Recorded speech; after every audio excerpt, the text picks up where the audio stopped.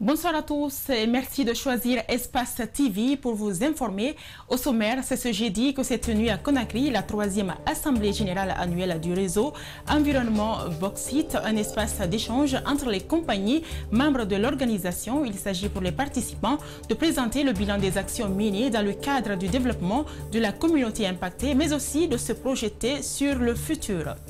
Le candidat à la présidence de l'ACAF, Augustin Senghor, est à Conakry. Il est arrivé mercredi pour mener sa campagne en vue de la prochaine élection présidentielle de la Confédération africaine de football. Voilà pour le sommaire. Dans un instant, les détails. Bienvenue à tous. Convaincre les partenaires à venir investir en Guinée, c'est à cet exercice que le chef de l'État s'est soumis le mercredi à Conakry. Les potentiels agricoles et minières étaient au menu de son intervention. Ses ambitions et les réformes pour ces deux secteurs. Alpha Condé est au micro de Mamadou Sadio Baldé et Abdourahmane Din Kamara. Le président guinéen tente de charmer les investisseurs en mettant en avant les potentialités agricoles du pays. L'héritage colonial sera valorisé, dit-il. Aujourd'hui, nous avons dégagé, nous avons fait des études avec voie aérienne et nous avons, pendant la période coloniale, les Blancs avaient fait certains aménagements.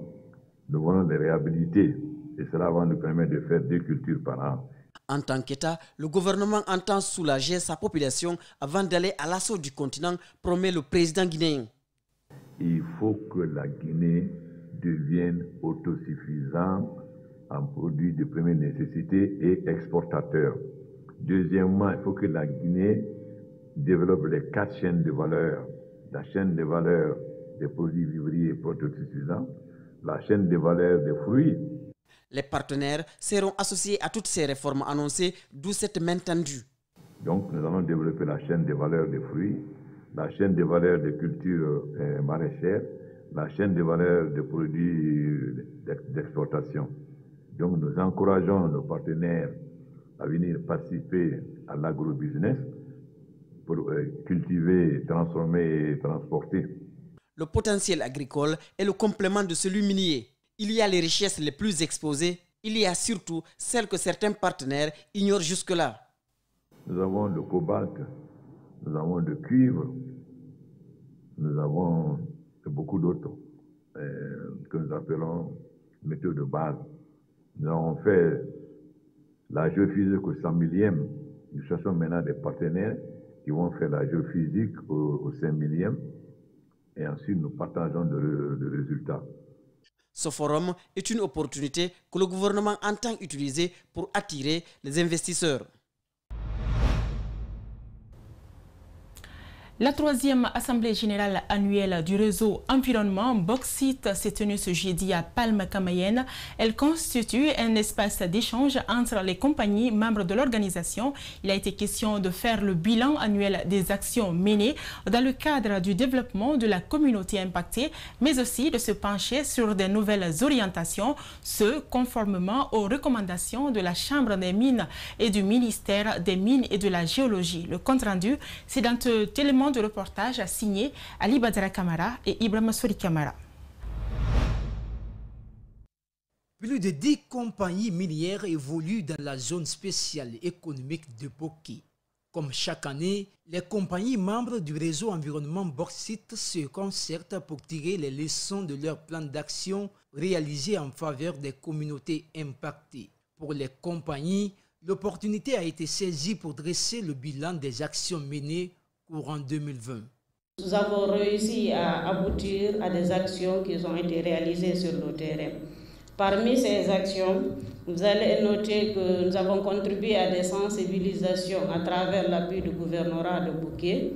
Nous avons aussi contribué à des échanges techniques et scientifiques entre les compagnies membres, telles que les techniques de réhabilitation minière, telles que le suivi des espèces envahissantes.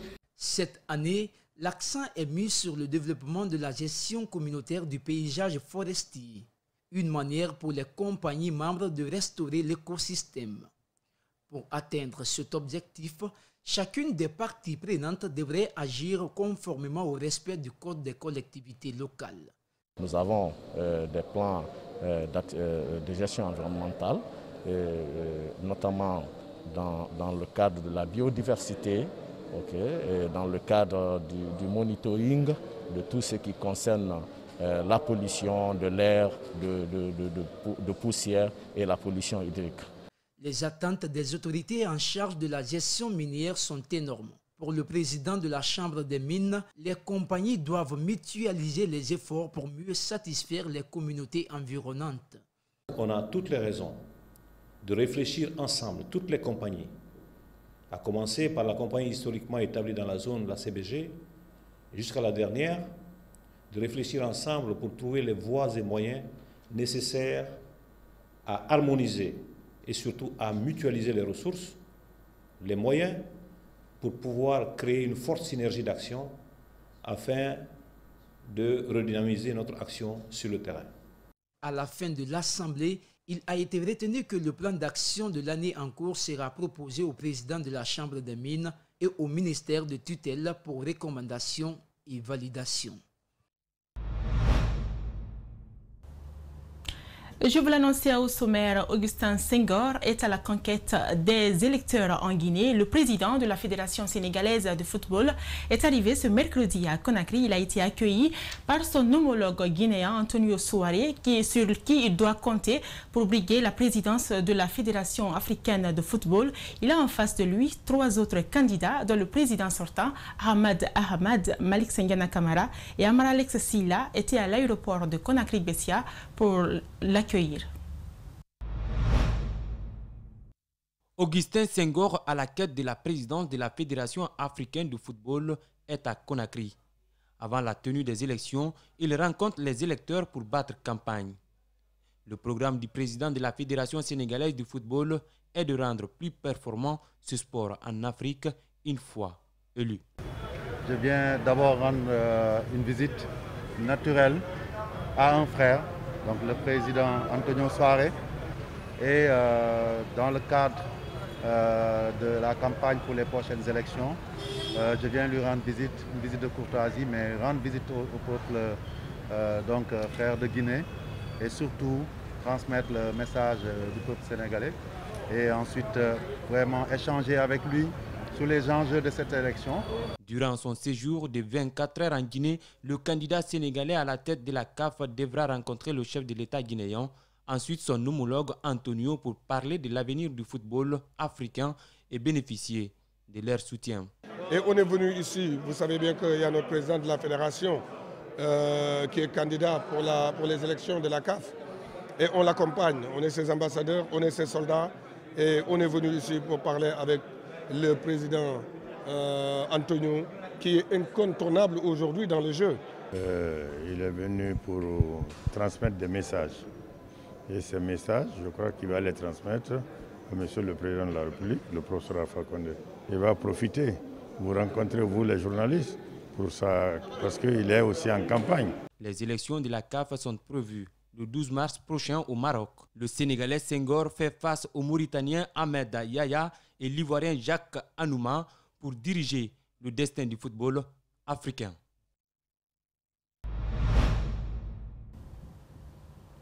Le siège de la Fédération guinéenne de karaté et des arts martiaux affinitaires a été complètement rénové pour le bonheur des athlètes. Le tout nouveau bâtiment est situé dans l'enceinte du stade du 28 septembre.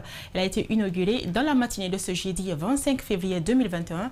Le compte-rendu de la cérémonie est signé Mamadou Saliouba, Mamadou Oiba et Ibrahim Souma. Cette cérémonie a mobilisé les autorités sportives et l'ambassade du Japon qui a financé le projet à hauteur de 820 millions de francs guinéens. L'ambassadeur revient sur le contenu du projet.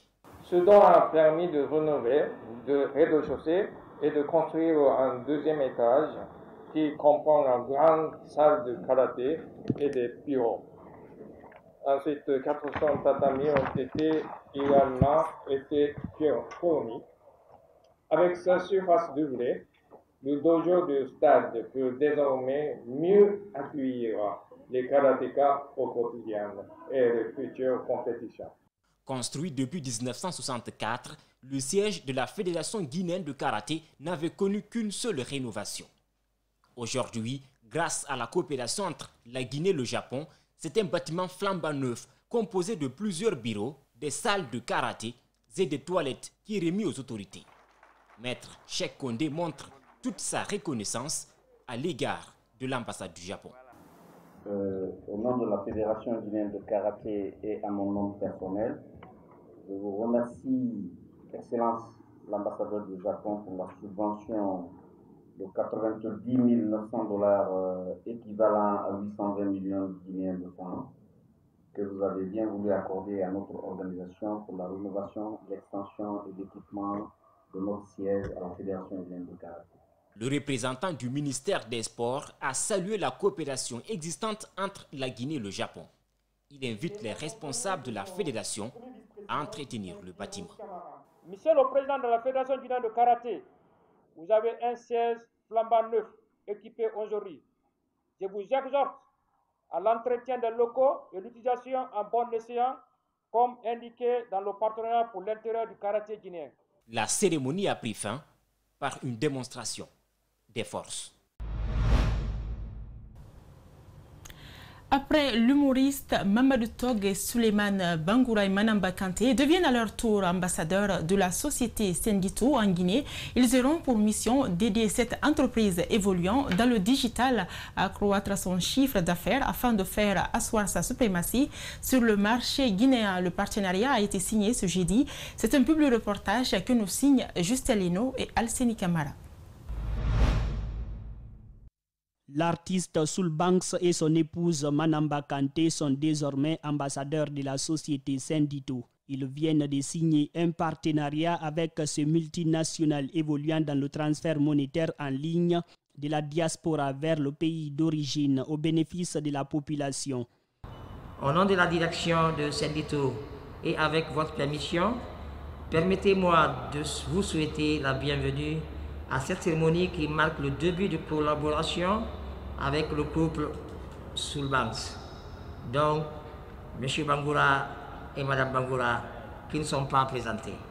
Soul Banks et son épouse ont une visibilité. Ils sont bénéficiaires de plusieurs trophées, comme le prix découverte RFI Talent remporté par Souleymane Bangoura en 2016. La société Sendito compte s'imposer en Guinée et c'est pourquoi elle les a choisis. Notre choix n'a pas été fortuit du fait que ces deux mégastars de la culture guinéenne qui vendent avec brio la marque Guinée à travers l'Afrique et le monde. Soul Banks et son épouse ne se vantent pas. Ils promettent néanmoins d'aider la société Sendito évoluant dans le digital à accroître son chiffre d'affaires. Il ne s'agit pas de promettre.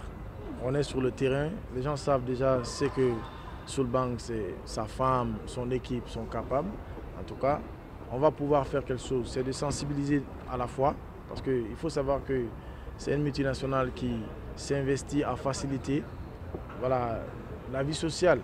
Sendito a été créé par un Guinéen et un Zimbabwéen.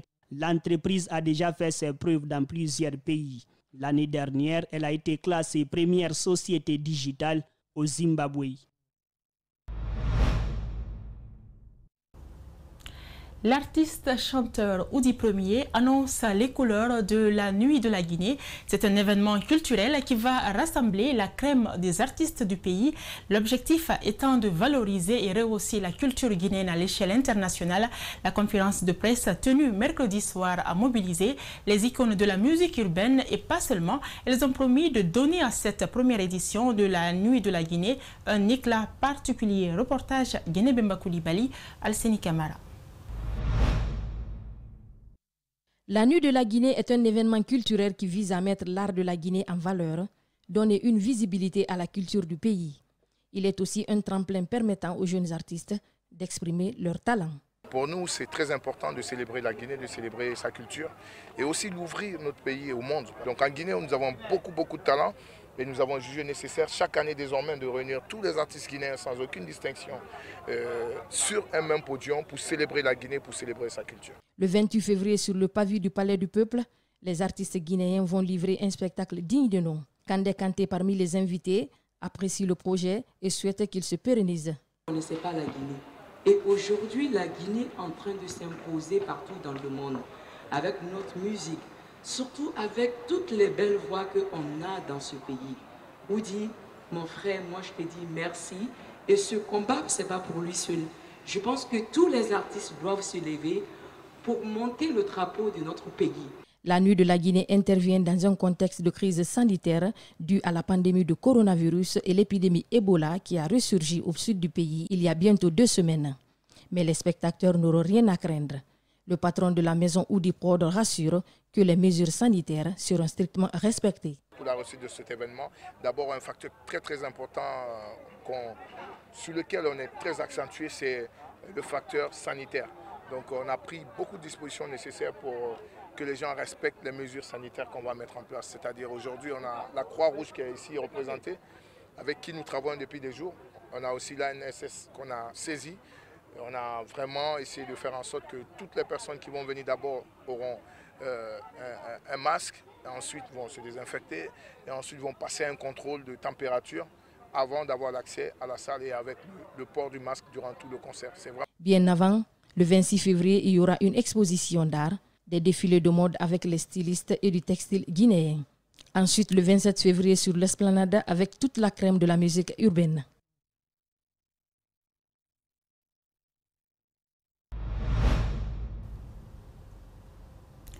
Plusieurs motos, des réfrigérateurs et des postes téléviseurs ont été remis ce jeudi à des heureux clients de la téléphonie mobile Yop. C'est une promo lancée le 23 décembre pour finir le 9 février 2021. Il était question de récompenser l'effort et la fidélité des clients qui ont effectué le plus grand montant cumul des transactions durant la promo. C'est un public reportage de Fatoumata Bintabari et Amara Alex Silla.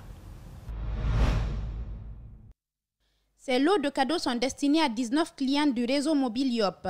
Ils ont été récompensés pour les transactions et les abonnements Canal+, qu'ils ont effectués lors de la promo de fin d'année. Sentiment de satisfaction et le sentiment de joie, parce que avec Yop, c'est quelque chose de nouveau et je pense qu'à long terme, ça pourra apporter quelque chose de bien dans les transactions financières surtout.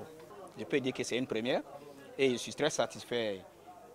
Je pense que, et je suis certain que d'ici 2 ans, Yop va être le leadership de Orange Money en Guinée.